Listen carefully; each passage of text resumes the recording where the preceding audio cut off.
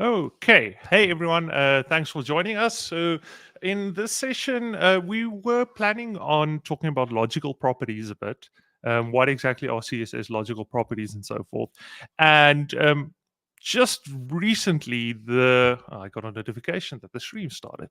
So, just recently, the CSS State of CSS 2014 came out. I think it's came out so recently that if you go to state 2024, Stock.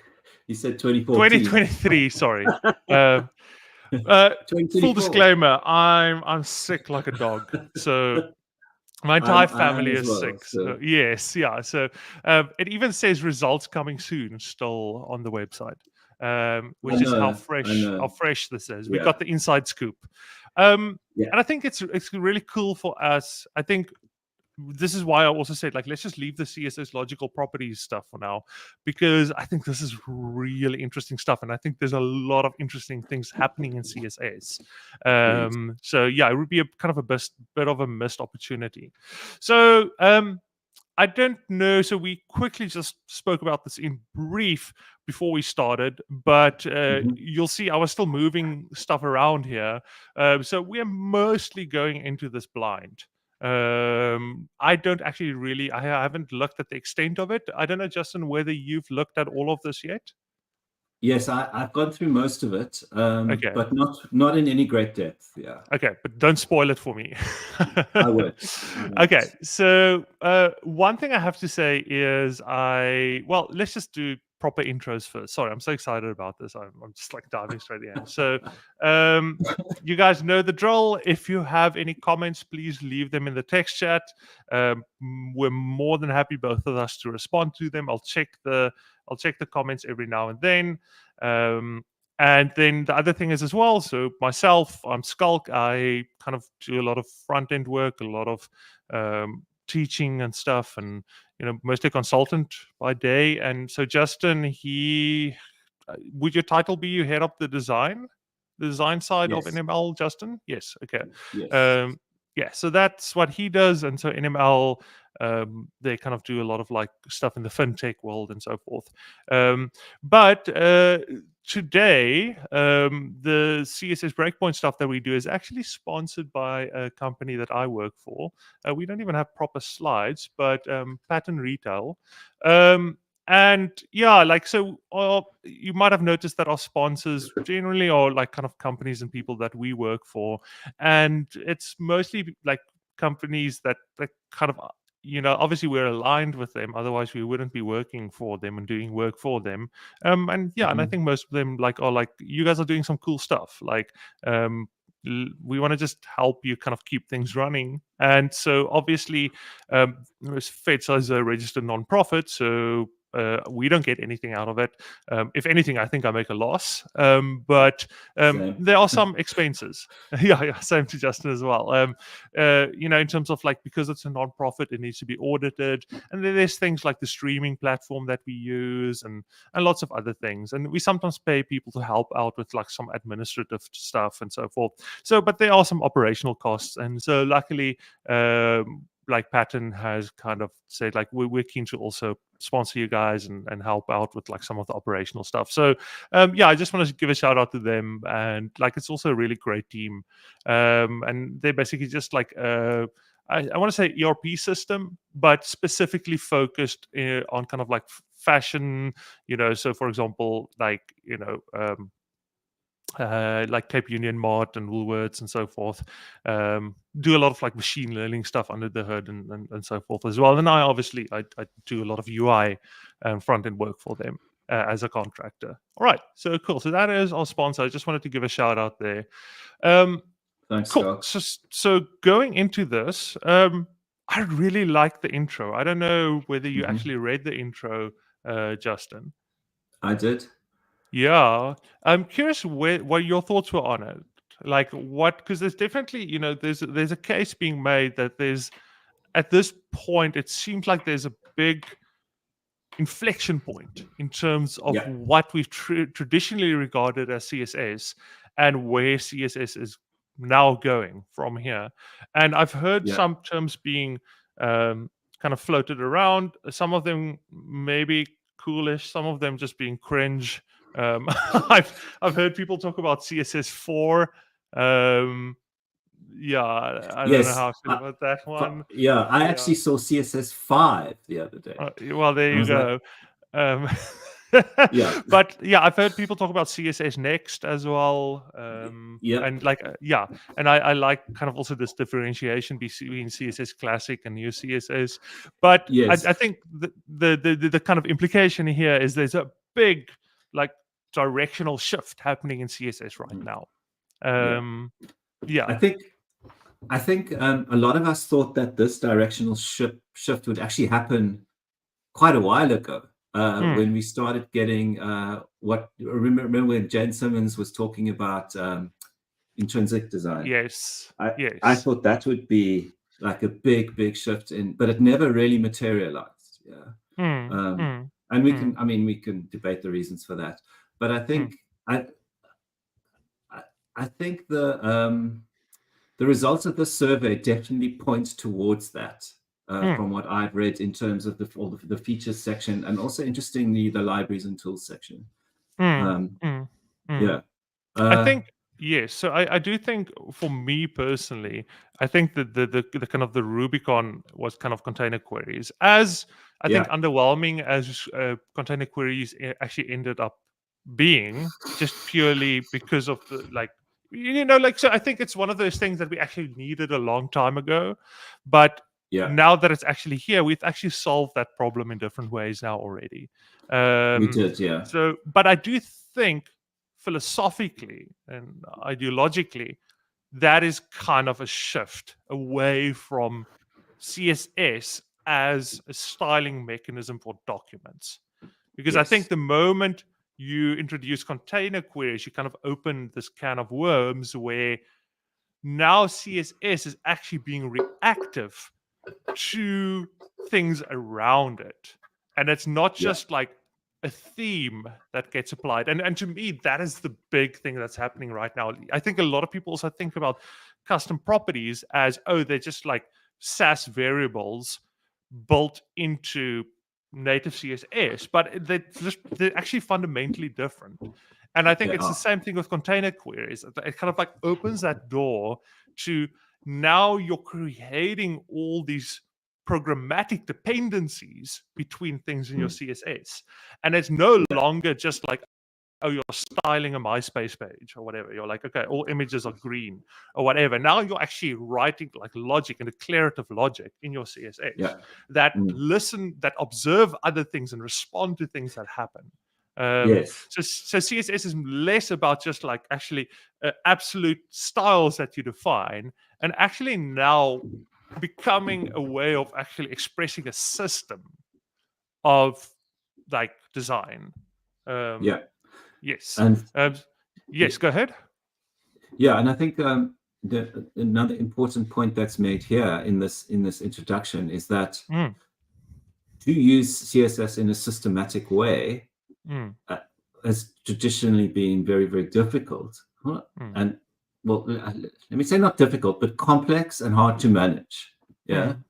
And that's why we have so many of these JavaScript options, because it takes away the complexity of managing things like scope and whatnot. And I have to say, so there's generally like like people say that kind of with a like a bit of a bad taste in their mouth, like styled components or whatever. But I do actually think, okay, so first and foremost, that's not JavaScript's fault.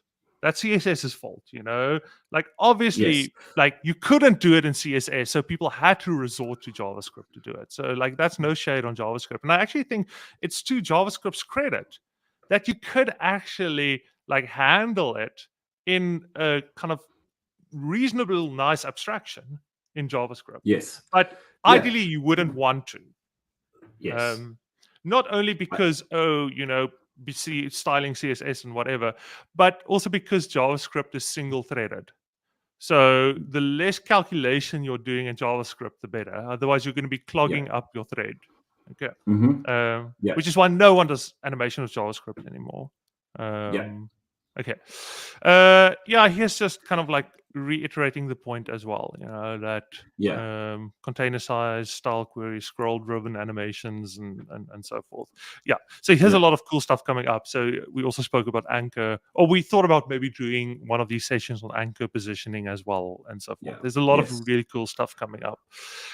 Style queries in conjunction with layers, scoping, container queries and style queries on the same component, etc., etc. Lots of very interesting stuff coming up.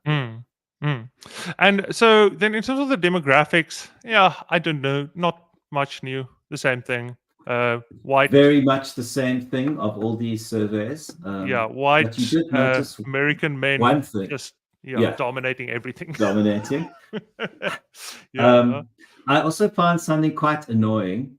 Yes. In the in the demographics country or region, where they said they were happy to see a good mix of countries, although Asia sadly continues to be underrepresented, and just completely ignoring Africa wholesale. Like there's no one in Africa who writes CSS at all. There's nothing quite like this being underrepresented, and then you're so underrepresented that people don't even realize you're underrepresented. Yes, exactly. You don't even get sympathy points. We'd love more Asians, but none of those Africans. Thank you. Like one thing that's interesting, I think that's maybe just interesting to touch on, is the average person who filled in the survey is 31 years old, which is kind of interesting. Although, slightly lower. Oh, it's just slightly lower. No, wait. Oh, it's actually younger. Interesting. That's the JavaScript one, isn't it? Oh, wait. State of sorry, what? Average slightly lower than the state of CSS. Oh, am I looking at the JavaScript one again? You're looking at the JavaScript one again. It's sorry. The green like, one. It's the green one. I got all my stuff mixed up. Like this is just like how much I've actually looked into this. There we go. I don't even realize I'm looking at the wrong one. So this is interesting. Like, comparing now against the JavaScript one, there's a slight increase in terms of in your 30s, but like it's crazy like how little people in their 20s are actually filling in this format, but this survey. And I don't want to derive any conclusions of that, but that kind of checks out with my experience as well. Yeah, I think it would be interesting to go back about 5 years or so and have a look at the age distribution then. Because it also tracks with my experience that. So mine. Yeah, go ahead. No, just that people who coming into web development at the moment are probably spending less time learning CSS and more time learning JavaScript. I don't think that's a bad thing. Personally, like no, I don't. Yeah, yes, I don't either. It's good for job security, but the other thing is as well is I think there's two things at play here. I think the first is that it's generally CSS is just easier to use in 2024 than it was 10 years ago. So you don't really have to dig into it that much. You don't really have to understand the nuances. You don't have to be fluent in CSS. It's a lot more declarative now. And it makes sense. You just do a quick Google. How do I put things next to one another? Whereas I think previously you would have to go like, okay, what is the box model? Okay. Yeah. What is inline and block? What are those two ways of modeling the box model? And not only that, but what's this inline block thing? And also, why does this inline block thing create like spaces between the things? What's up with that? And why do I need to set my font to 0 to prevent that from happening and reset it again deeper in? Yeah. Or this float thing, What is this flip and clear fixing? It took me like 2 weeks to just get my head around floating and clear fixing and so forth. So by definition, just in order to get something to work in CSS, you had to learn all the intricacies, the low-level stuff, which is not a good thing. You have to have a really nuanced understanding of specifically why things weren't were breaking or not Yes. going or Yes. not working correctly. Yes. And then you had no way of scoping in any way whatsoever. So we had to lean. You had to then understand or adopt Specificity a and methodology. You had to yeah. be so careful about specificity and so on. Yeah. So And yeah. So I think a lot of people like us that are a bit older, they kind of just have all the CSS knowledge now because it was a requirement, and obviously you don't unlearn that. So yeah, but I do think it's interesting. I think we're kind of at a very strange point at the moment where CSS is going to get harder now again, but yep, it's going to get more powerful. yeah, In the agreed. same way that with JavaScript, like there was this period where the extent of JavaScript that you had to know was jQuery. Pretty much, And yeah, you just pull in jQuery plugins and that's it, and yeah. you resolve a lot of that logic in other places through your templating or whatever. And Yeah. like I do see the same thing happening here. I think we're kind of on that precipice of kind of ES6 where we were with JavaScript, where like I think we're going to see an explosion in complexity now going forward. I think like Yeah. remember in the early days of ES6 where everyone used to talk about JavaScript fatigue. Um, hmm and like luckily no one talks about that anymore because like that used to grind my gears. It's like just JavaScript fatigue starts with the assumption that JavaScript should be easy. And I was talking about assembly fatigue or C fatigue, or oh man, like all this Rust fatigue. Yeah, yeah, yeah. Yeah, it's like, oh, It's it's a tiring because you expect it to be easy. But anyway, but I do think yeah, we're now people are gonna like maybe not phrase it in this way, but I think we're gonna see a similar thing where it's like, oh, CSS fatigue. Like, why is CSX so complex now? But CSS, but it's because like I think it's just gonna become so much more powerful. But with power, you need to think more about what you're doing. Yeah. All right. yeah, Cool. So I do think this is gonna even out again. I think once a lot of this new stuff drops, mm, I really like. So in the last session, I did a solo session where I spoke about kind of this article that Nadia, I can't pronounce her surname, wrote. That's where she looked at some React code and she was able to actually use the has CSS selector to replace a lot of that React yes. logic. I read that. Yes, I read that article. that's a Yeah, really great article. Um, yeah, and I think it's going to be the same. It's like a lot of complexity that currently resides in other places are now going to be pulled back into CSS. So it's going mm, to feel like CSS gets more complicated, but it takes complexity away from other places where it shouldn't actually even be in yeah, the first place. Yes. mm, All right. So I think what I'm saying now is like now is the time to get back into CSS. I've been thinking yeah. about doing a talk for forever that is like along the lines of like you like not like this is like CSS isn't the CSS anymore, like kind of along the lines of how to get back into CSS again, you know because if you haven't done CSS and you come back now, it's like what is going on. Okay. um yeah, let's walk through some features. So this one was Yeah. interesting for me. um Very interesting. yeah, even it's even higher than has, which is Yeah, I yeah. expected has to be number one Yes. by Yes. far, Yes. and Yes. it never crossed my mind that filter effects would be anywhere near the top, one of the top Mm, most used. mm, mm. Uh, So for those of you that don't know, filter effects would be I'm wondering would that include blend modes as well? Um, that's a good question. While you're Mm. doing that, I'm going to check quickly. Okay, cool. But so for example, I think let me get this in. You know what? Let's all. This is a safe space. Let's spin up ChatGPT. All right, and we say, show me how to do a CSS filter. So it doesn't include blend modes, from what I can Okay, tell. but that's It's like just blur, blur. brightness, whatever, Yeah, whatever, whatever.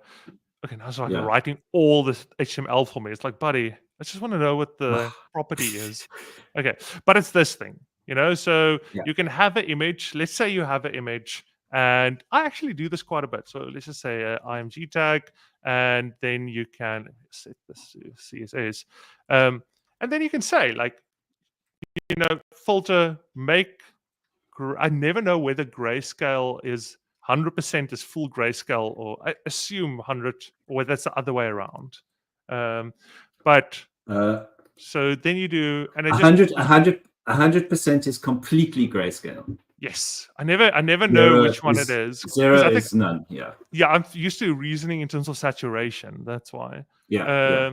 So this type of thing, and this is actually pretty powerful. So if this is the first time you're hearing about it, like, I encourage you to check it out. It's really cool, like, for displaying things like what's it called, like disabled states of stuff and so forth. Especially if you're doing any type of local first work, this is also really great for showing that something is stale. It's kind of like in the cache.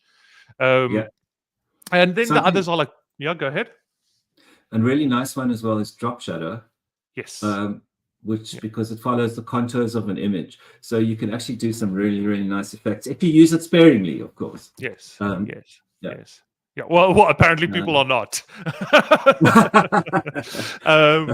Yeah, but so, like, what's also nice is, one thing that I've noticed is the blur one used to just be a performance nightmare. I don't know whether this has been your experience as well. And now it doesn't seem that bad anymore. Yeah, it seems fine. Yeah. I remember, like, you literally just looked at it and your scrolling started getting janky. And I don't know whether they've just made a lot of performance tweaks or whatever, but nowadays, like, I've kind of been using it a bit. I wouldn't consider it. I think browsers have just gotten better at actually optimizing the rendering. I don't know whether that's your experience as well, Justin. Much better, yeah. Yeah. So something else that's really that's very nice in Filter as well is you can also do masking by referencing an SVG. Yes. Yeah. Which is very cool. Yeah, you can just Google. There's a ton of really great examples. Of just MDN. What's nice also about the State of CSS survey is they've included links to MDN on everything. Nice. Yeah. So filters. Second JavaScript. Second one. This one. No? There we go. Yeah, that's the top one. Oh, yeah. Okay. Yeah. So here's blur, contrast, grayscale, hue, rotate. And here the top one, this is kind of that's the. And then you can do masking as well and so forth. So this is really cool stuff. And I can see how I'm surprised that it randomly just now spiked in terms of usage, but it doesn't surprise me that it's useful. Okay. Yeah. I think it's pretty self-explanatory. Just watch the other video I did if you want to get a sense of why this is useful. I think this is one of the biggest things to happen in CSS in the last. It absolutely is. This is on the level of Flexbox for me. Yeah. Maybe even bigger than Flexbox, because Flexbox you could still do just in a more complicated way. This you had to use JavaScript to do previously. Yes, you did. Yes. Intrinsic sizing keywords. Yes. Go ahead. So that's max. Yes. Maximum, fit content, etc. I think. Yeah. It just hover over the. No, I don't have it open here. No, it's a screenshot. Results coming soon. I've got it here. Min content, max content, fit content. Yes. So do not get confused. This isn't like max width. Not the same at all. Yeah. So, okay. Explain this one to me, Justin, because I actually don't know this one too well. Would that be like it can be either the height or the width? Or what's the difference? You can do width max content or height max content. Okay.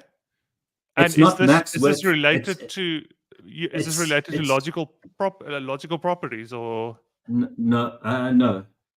Skulk, it's not a property, it's a value.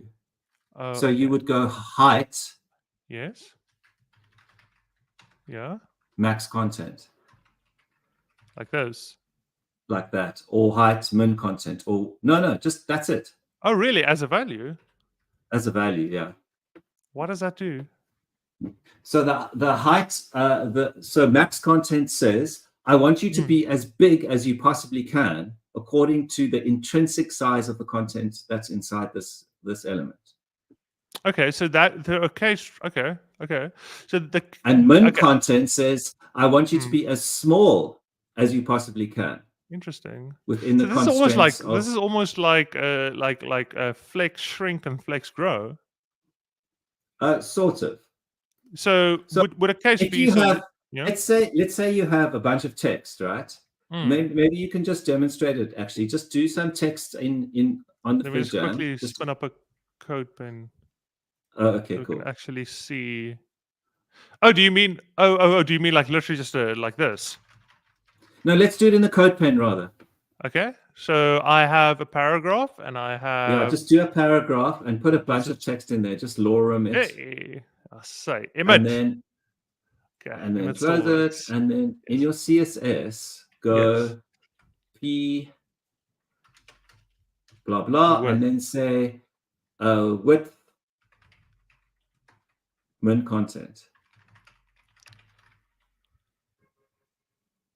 Interesting. Okay. And then if we go max content, it would fill up. It'll fill up.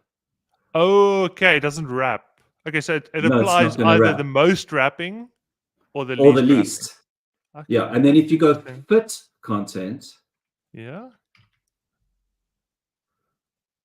going to fit it within the constraints of the viewport.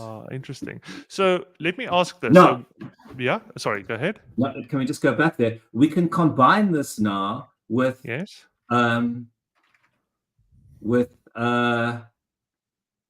logical properties. So we can say inline size, which is the logical property for width. Oh, I see. So so whereas you would previously so this is so depending if it writing modes, yes okay, this is nice. So this is okay. So let me ask this, like there's a common case that I have, all right, and maybe this is useful for that. So let's say I have some type of popover. Okay, so I have like this little thing, and I want to attach it to something. So what I generally do is I wrap the thing I want to attach. Okay, so I go, for example, let's say I have this div over here, and then I have like 1, 2, 3, and let's just say this is a custom component. Let's say sculk pop over, and then it kind of just uses the child to determine, what it attaches to. But the problem is now I need to know whether the thing that it's inside of is display or block. So then I usually have like size or whatever, which is like inline or block or whatever, to handle it differently. Because I want to make it the same as this thing. Otherwise, okay, let me distill this down maybe even further. So let's say I have a span and I have a div. And inside these, let's say this is a... Geez, I'm trying to think about an example now, but...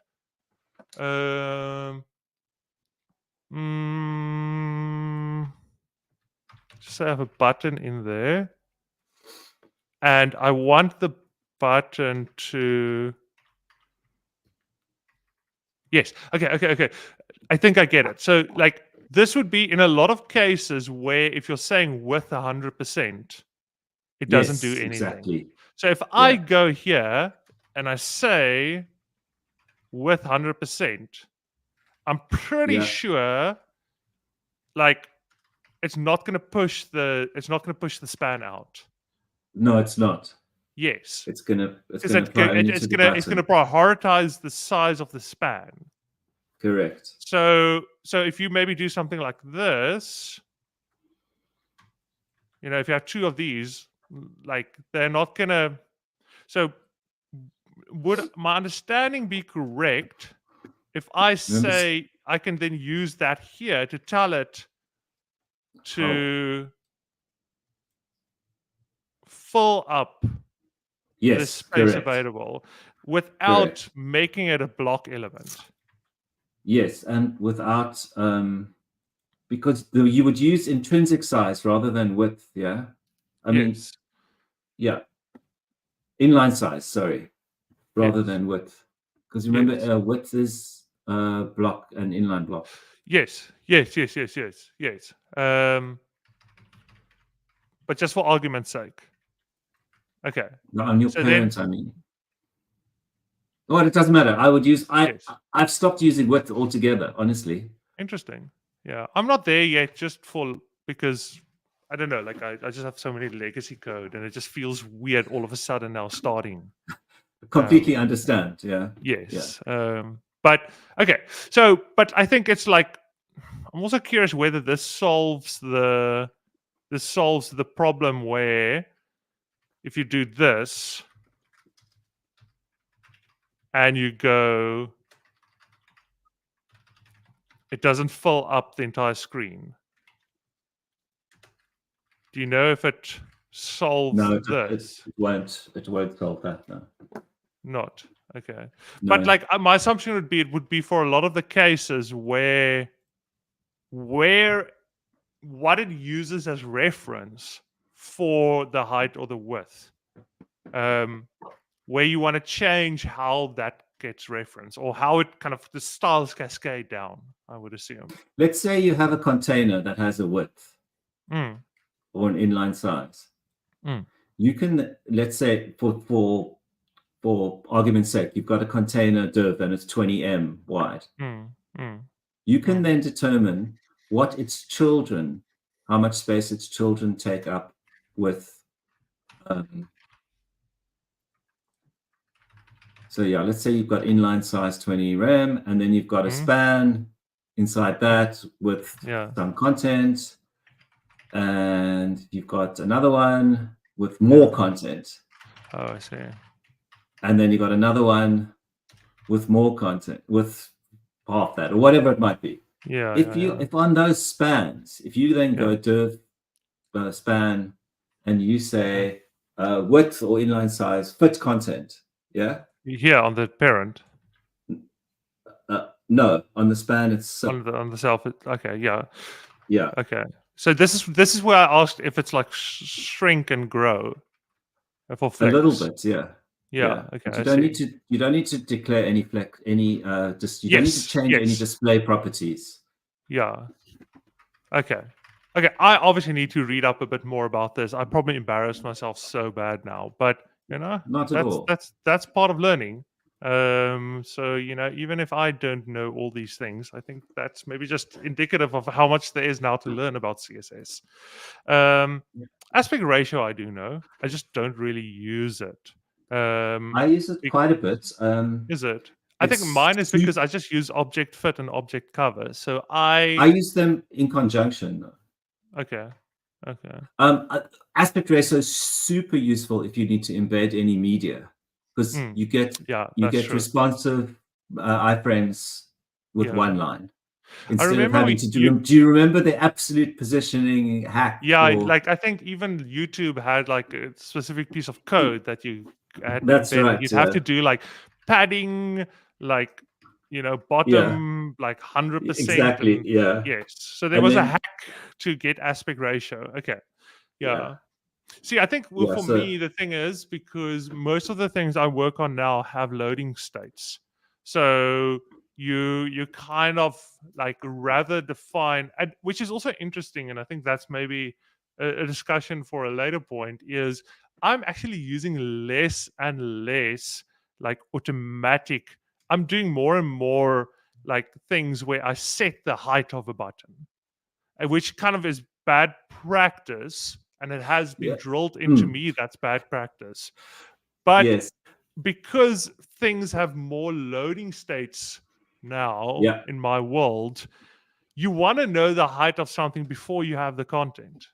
Yes, I completely agree with that, and I'm doing the same. I'm and I think allowing intrinsic sizing where it makes sense. Yes, but I know back in the day, if you were to go like this, would have been seen as very bad practice. If you were to go height, let's not even do rem. Let's go with like pixel, 50 pixels. Yeah, like this would be like really people would frown at this. You'd have to go like padding, so this idea of you don't enforce absolute sizes, you instead let the content determine. But I think one thing, as mentioned, that changed for me is that the type of stuff I'm building nowadays, a lot of cases needs to render even before the content is available. So I need to have a button, and it's going to show there's a button going to go here, but I don't necessarily know yet what that button is going to say. That's a contrived example, but like for an image, I don't know what is going to go in there yet. Yes. So, Well, and also I think the other thing is as well, is I think Google has really very prominently started punishing people for layout reflows. That's the other thing as well. Yeah. So doing this prevents layout reflows. That's what I was going to say. Yeah. Yes. And particularly on images, we were told when responsive design came along, you can never give widths and height attributes to images.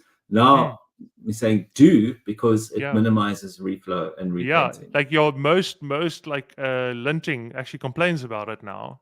If you don't do it. Yeah, which is interesting. Next.js image, if you're using Next and you're using Next image, your build will just fail if you haven't specified that. Yeah, it's interesting. Okay. So aspect ratio, scroll behavior. Would this be like in the realm of kind of scroll animation and those type of things? Oh no, this would be smooth scrolling and so forth. I would assume. Scrolling, yeah. It's just a one-liner. Everyone should just add. Yeah. Is it behind a flag on some browser, or is it like no, fully supported? Yeah. Okay. All right. I think I tried it the other day and it didn't work. Let's have a quick go at this. Maybe I missed something. So let me just do the classic. And let's just put a tag down here. So I guess you would go like div, and ID would be hello, and then up here I would have a link. href hello, and turning the entire page into a link. Okay, so obviously the default behavior, let me also just break this out into debug mode because the iframe stuff might be messing with it a bit here. Okay, cool. So it goes instantly, the default behavior. Yeah. So what you're saying is that if I go in my CSS and I add, what is it again? Just HTML. You add it to your body. Oh no, it's on HTML, yeah. Scroll behavior. Okay. Smooth. I think what I might have done by accident is add it to the body. Although it should still work on the body. Well, let's see. It should still work on the body. Okay. Oh, that's interesting. Even if I load the page, this is interesting with that URL. No, because that's right. If really the hash is in the URL, it will scroll to it smoothly. Yes. Yeah. Okay. I don't know what was up with that. Okay, but cool. All right. I thought it was maybe behind a flag or whatever. All right. Okay. Comparison functions. Geez, what would this be? With the I don't even know what this is. That's min, max, and clamp. Oh, clamp. Yeah. And min and max. Yeah. Yes. We don't have any text clamping. Right. The only ones we have is vendor prefixed. Yes, at the moment, yeah. Yeah, which is annoying. But so this is for like clamping of just like actual units of measurement. That's right. But we can apply it to type, but only for sizing. Yeah. Yeah. We don't have any like nice leading trim and all of that. Yes. Safari has it in a preview, WebKit preview, but no one else does. Yeah. Yeah. So and in terms of the text, there is, I think there's a CSS, a Chris Coyer one that I always reference, CSS tricks, text, clamp, line clamp. No. Yeah. No, line clamp's different. Okay, so but this is what I was referring to. Oh, okay. No. Yes. But there's no specification way, proper specification way to do this, right? You have to do this vendor prefix stuff. That's right. Yeah. And sometimes it acts weird, where like it's sometimes depending on the typeface you're using, it shows the actual top parts of the next line, just like a little glimpse Yes, of it it or does. whatever. And especially, you've got to then mess around with your line height, and it's It not is so really worth annoying. the Like, effort. how is there not a solution to this yet? But anyway. So there is one coming, which is leading trim, but I'm just checking now on can I use. It's in Safari test preview. That's it. Yeah. Well, there you go. Oh, look at all this red. Okay. Yeah. Let's just close my Teams. All right. Backdrop filter. This is basically CSS filter, but applied to No, I'm thinking about background filter now. So backdrop filter is with lets you apply. So previously we did filter, right?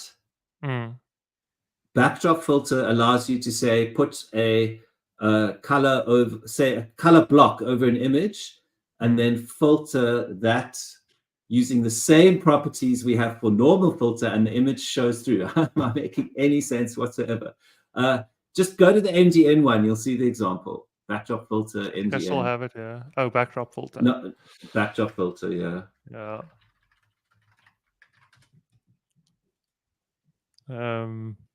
I see. So it adds it to whatever's behind an element, yeah. Yes, yeah. Okay. So you don't set it to a thing itself, you set it to something on top of it, and then it kind of shines through. Or it kind of merges them. That's correct, yes. Yes. Yeah. So it's basically, this is also useful, for example, if you want to have a modal and you want everything behind the modal to be blurred. You don't want to set every single element behind that modal to blur individually. Yeah. Yes. Yeah.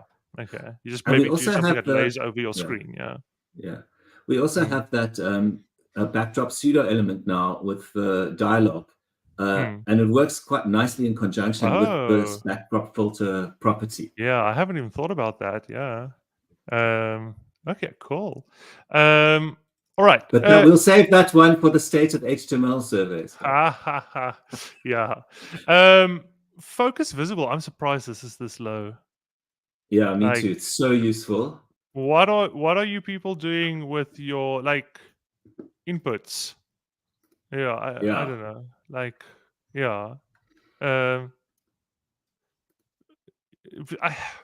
just think people don't know about this.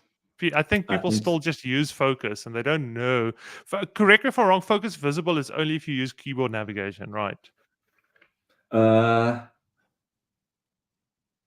me test it out. I'm not sure, actually.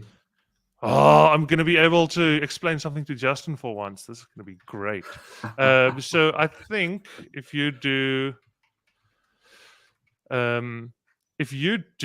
button and you do obviously focus, and let's just say the background changes to red, okay? Which is not great because if you click at it, and people used to go and actually remove the outline because browsers actually now don't do this anymore. I think browsers now actually use have the focus visible kind of as the default. So even browsers now, yes. But previously, and it's interesting that this kind of just happened under all of our noses and no one noticed. But previously, if you see if I tab now, it kind of shows. I see. But if I click, so what people used to do is if you clicked, it would do this. So what they would do is they would do the naughty thing where they go outline none. Because my client complains that when they click on it, there's a focus ring. Yeah. Yes. So the thing is, what's nice about focus visible is that it kind of just, if you're actually navigating through things with a screen reader or a keyboard or whatever, it doesn't for click, but if you go tab, then so this is great. Yes, that's right. It only shows on the actually focused element. Yeah. Cool. So Nice. for inputs, it makes no difference. So inputs, if you obviously tab but for buttons and stuff, yeah. So this is really great. I'm surprised this is this low, but I actually just think most people just don't know about it. Well, I guess we can see. Never heard of it. Yeah, it's That's interesting. high. It's the one that is, and it's big, man. It's huge. Like this finally allows me to really like make my stuff like if I want to make it like super accessible, and I want to be like, at this point, you just want to be able to use the thing as easily as possible. You don't even care how it looks. Then I can do that, which is really cool. But, Interesting one, Skulk. Just while we're still on that code pen, I just want to check something. Yes. If you can you just add a paragraph under that button in the HTML? Yes. Just put anything in it. Yes. I just want to see if you then tab to that. Okay. So interesting. You need to do. I guess you need to do tab index. Yeah. You have to do the naughty thing.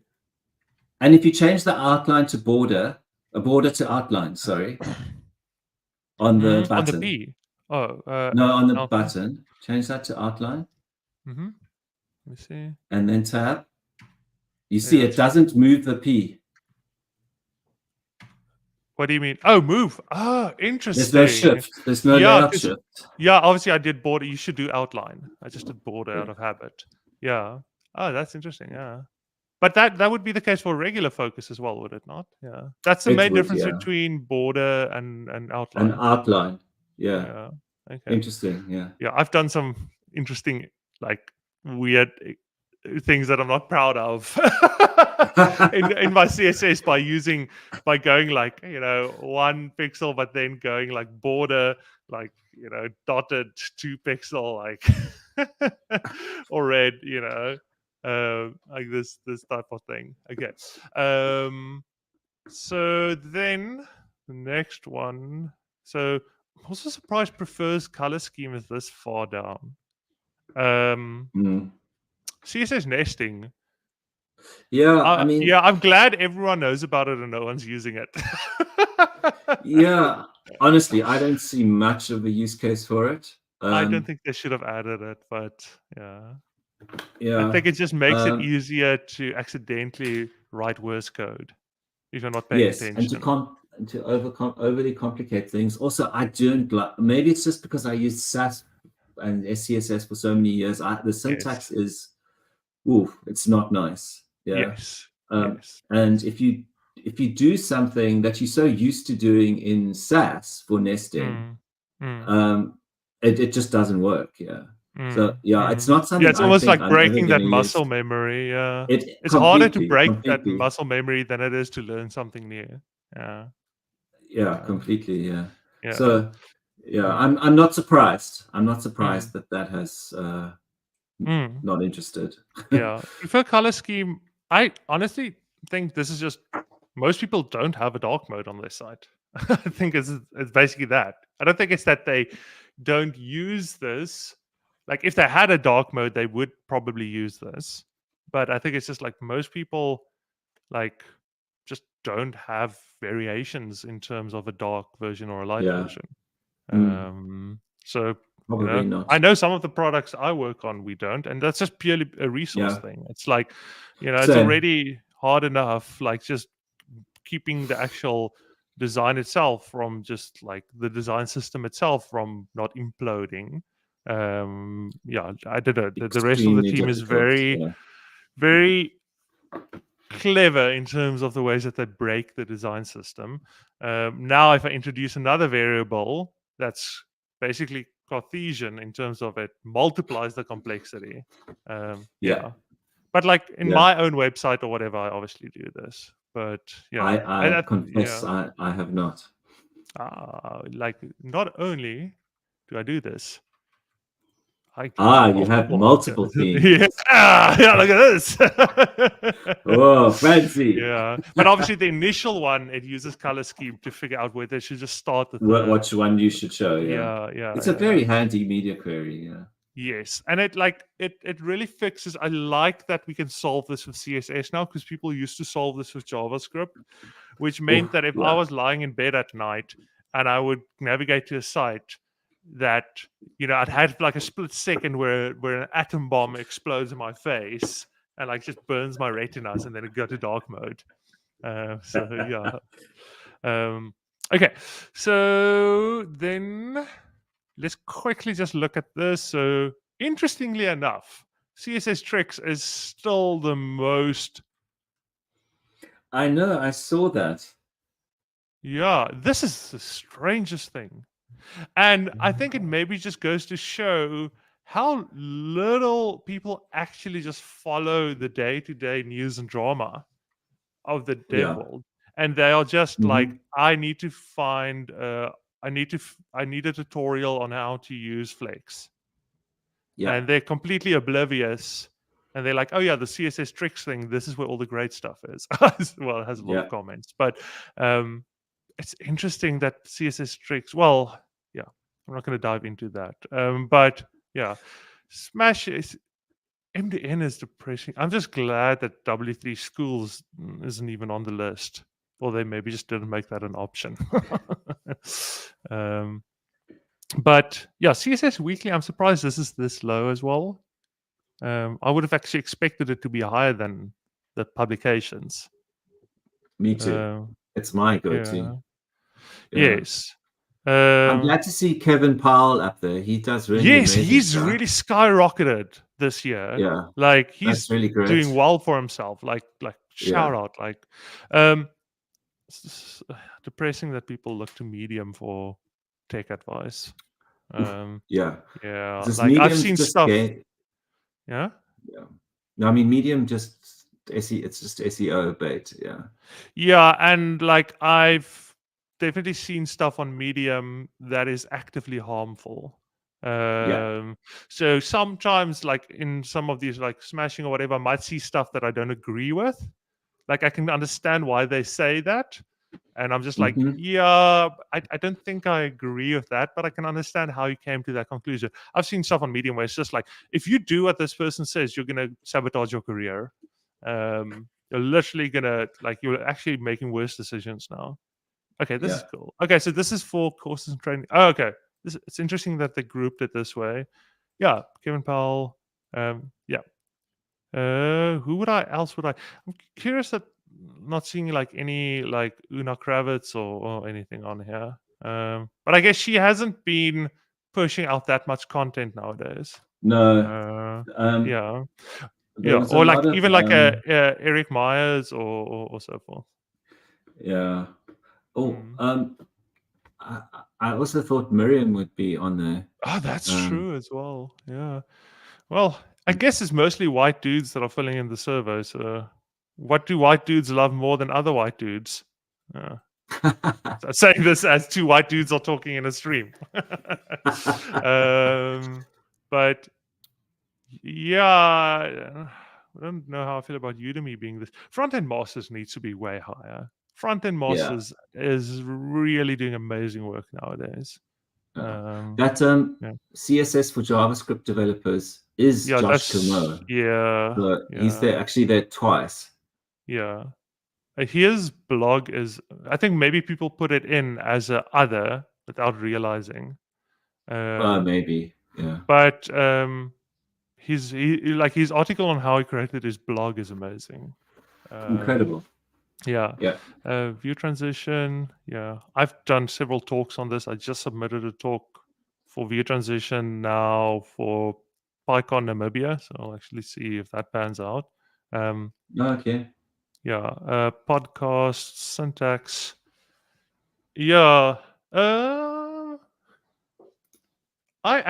only ones I actually listen to are syntax and shop talk and Jay's party. I listen to the CSS podcast, which is Una Kravitz.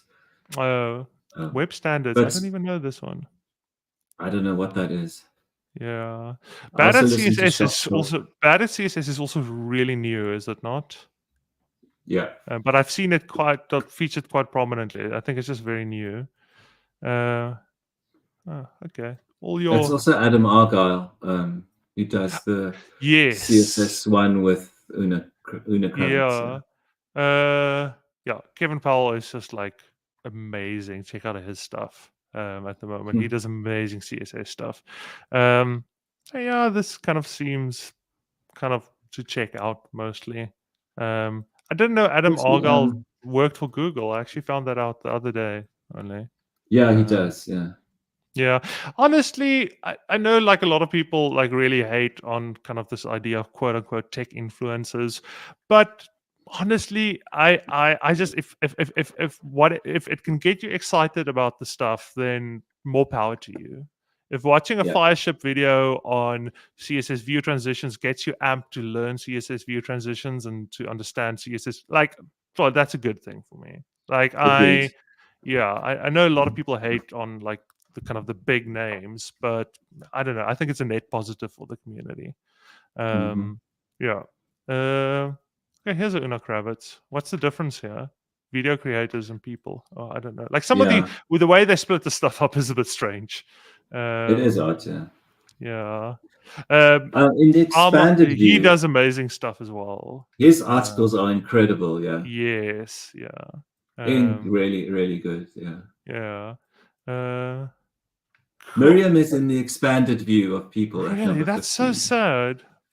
But I think Stephanie Eccles, who also does amazing stuff. She does the modern CSS stuff. Modern CSS. She's but I think 14, you know what the thing is. I think the thing is like they tend to be more technical, and so that really appeals to people like you and me.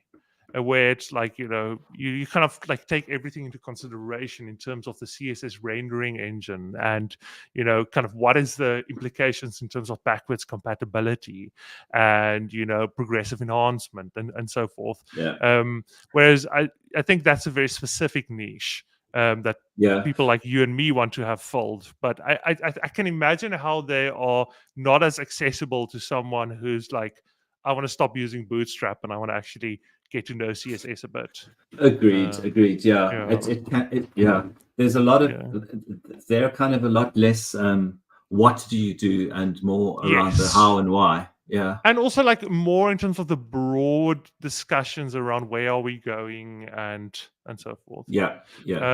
I'm glad Tailwind overtook Bootstrap. Yes. I didn't think Bootstrap would still be so high, to be honest. But I wonder how much of this is legacy stuff. Like, and this is always my question around the WordPress stuff when people say, oh, WordPress powers 45% of the web or whatever. We'll see after the recent drama. But, like, I don't dispute that. But my question is always, okay, how much does it power of things that were created the last year? And I think the same with Bootstrap as well. I think there's a crap ton of Bootstrap out there. There's probably more Bootstrap stuff out there than any of this. But my question would be, okay, how much of that was written this year or last year? So, but I'm just glad across the board, Tailwind, because Bootstrap's really showing its age. It really is. Surprised people are still using Foundation. I'm sad that Open Props is this low. I think Open Props are really great. Why is Material UI this low? This seems very strange. I don't know if I'm just in an echo chamber, but it feels to me like everyone and their uncle is using Material UI. Has that been your experience as well or not? No, I don't see many people using it at all. Really? Maybe it's just like I've just like the way anecdotally, maybe just the clients that I've worked with or whatever, or maybe it's the type of work that I do. Maybe, yeah. I think I just see it all. Like, I can't imagine how Ant design is bigger than Material UI. Well, Ant has got all these different frameworks. And Ant is also a higher level. So Ant's more like it doesn't. And I guess this is also why I see so much Material UI in my work, is because like I kind of work at that space of extensibility where you don't want to reinvent popovers or whatever, but like you also don't want to just off the shelf solution. So you want something that for now you can just pop in and get going and build an MVP, but you want enough space that if you want to extend that, like there's a big spectrum in terms of how much you can extend that. Whereas I think with like Ant or like some of these, even like semantic UI, like you kind of set in stone your level of abstraction. You I can't think then that's a go good and point. adjust that boundary. Like where are you starting to, like where do you use the abstraction? And I think material, this is also maybe what makes material UI less popular, is that I think it's a bit confusing for the general person. That it seems very complicated for someone who just wants to just chuck something in and get styles. Okay, interesting. I think that's a good point. If I look further down that list, after material, we've got things like ShadCN, Chakra, Daisy UI, Mantine, Beautify, etc. And those are very much the same kinds of things that material UI is. I'm surprised ShadCN is that far down. But once again, it might just be like the type of like communities I move in and the type of projects that I work on. But I can't imagine how Uno CSS, which is cool. I like Uno CSS. I actually prefer Uno over Tailwind. But I can't imagine how that's bigger than Shad. I think often when we work in a JavaScript heavy framework, we overestimate how many other people are working in a JavaScript heavy framework. This wasn't surprising at all. To me. I don't think there's much. One thing that's interesting is, I don't know if you've been following Tanner. I always mix it up. Is it Tanner Lindsay or Lindsay Tanner? Tanner Lindsay. I don't know if you've been tend to follow him quite a bit. I do. But he's been kicking pretty hard against this idea of like not server components, but server components as the default. As he's been kicking really hard against this idea of like server components as being the natural progression. Like, so like I kind of like his approach where he's like, okay, effectively server components are super useful and they're amazing for a specific use case. And if you have that use case, then server components are a godsend. But a large amount of web apps, it's actually, single page apps are just easier to reason about. And I do think, so it's just nice having someone, like, regardless of how you feel about it, but it just feels like it brings a bit of balance to the conversation, beyond just like server components are amazing and like server components suck. Like, so I think like, and I do think we're going to see maybe a bit of correction now that like someone who's kind of has a bit of a voice in the community is saying like, it shouldn't be your default. It's super useful if it solves a problem you have, but like if that's your default, you probably shouldn't even be using React in the first place. And like, just write your stuff in like, I don't know, Go or Laravel or whatever. And I mean, it's also what's good for Vercel is server components. Is that necessarily good for the rest of us? But it is surprising, given that how big style components still are. I know. I haven't used them in forever. I don't know who that's these obviously 50... my anecdote. I don't know who these 50 people are that are already using Pigment CSS, but that seems unusual, shall we say? I Vanilla probably extract, emotion, style, JSX. I mean, it's the usual suspects. Yes. I'm kind of glad that CSS modules is at the top, because for me, it's the closest to writing like plain old CSS in JavaScript, and gives you the syntax. As an old CSS person, it just makes sense to me. So that's my own personal preference on that. So so I'm banking on Pigment CSS. I like styled components, and I'll tell you why in a second. I actually need to head out. I have a Yeah, meeting me that too. started 5 minutes ago already.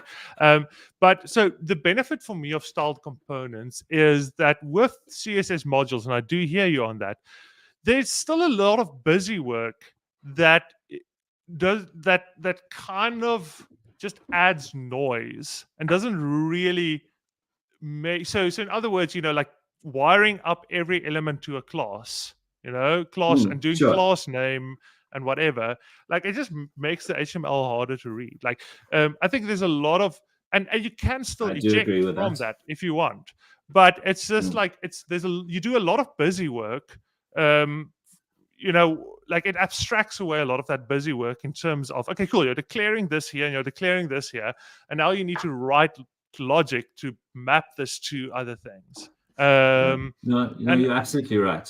yeah, and I think like if you're and people are like, oh, yeah, but I do the drawback of this stuff is kind of the actual JavaScript part, but like this is hopefully where Yeah. Pigment CSS is going to come in, and Pigment CSS has some big names behind it, and they're very invested in solving this problem. So I think like Yeah. I'm betting on Pigment CSS. Yeah. Panda turned out to be not that great. I was super hyped about it, No. but Oh, a lot of people have I said was that yeah. I was like, oh, this is incredible, blah blah blah. And then I Yeah. actually tried to use it, and I was like, Yeah. no, no, no, no, no, Yeah. no, no. It's Yeah. so overly complex. Yeah. Yeah. So I was Yeah. hoping Panda would do what Pigment is now setting out to do. Yeah. So let's just quickly Cool. look at this. I need to head out. Who the hell is still using less? What is up with Stylus? Who the hell is still using Stylus? 10%. That's wild. Stylus, dude. Do you still need Ruby to run Stylus? I don't think you can run Stylus in Node. I think you need to install Ruby to run Stylus. Yeah, less was supposed to be the new and improved No. Stylus. Stylus now runs in Node. Finally. But even less, does less run in Node? Yo, I don't think so. Oh no, it what does. It does. absolute It does. mad lad uses less? That's what I want to know. But anyway, shout out to you if you're using less. Okay, that's cool. Auto prefix, yeah, Stylent. I'm surprised so few people are using Stylent. CSS Nano, Purge CSS, Biome Atomizer. Yeah, interesting. Okay, surprised. Yeah, I don't know anything Biome about is the actually on a blip on the Biome. radar. Yeah, Bio is what it used to be. Rome, and Biome is the open source version of it, because the company that tried to run Rome kind of, like, what would be the word? Or so Rome was supposed to be like an all-in-one, like, development environment with all your stuff already set up, like your compilation, your linting, like right. everything. Yeah. So you literally just go, npx Rome and whatever, and it's like so it's like Prettier on steroids. So it's like Prettier where it has like really opinionated defaults, but just for everything. So your linting, your compilation, everything. And then the company that built it kind of disbanded, and then Biome is kind of like the open source forking of that that's continuing. Okay, cool. Oh, there's so many other stuff. Okay, we might need to come back to 2. some of these things. Yeah. If there's just anything... one last thing I just wanted ahead. to flag that I thought was a bit disturbing, and that's that in the testing environments, only 67% of people are testing on a smartphone. That seems that can't be right. That can't. But anyway, be right. let's I think we need to cut it there, and we can come back to some of these questions next time. Yeah, this is strange. So you're telling me, like, literally take everyone that tests on a smartphone and divide it by half, and now you're at the level... Are you just telling me that double the amount of... I don't know whether this speaks to how many people are still testing on feature phones or how little people are testing on smartphones. But anyway, yes, we can get to that. All right, cool. Let's maybe, if you have any specific questions you want us to address, maybe leave a comment on the video and so forth, and we'll probably do a part 2 and then also speak to anything that came up. Awesome. Okay, guys, have a great day, and then Justin, we'll chat again soon. Thanks, Scott. That was fun. Thank you. All right, cool. Chat soon. Cheers, everyone. Bye.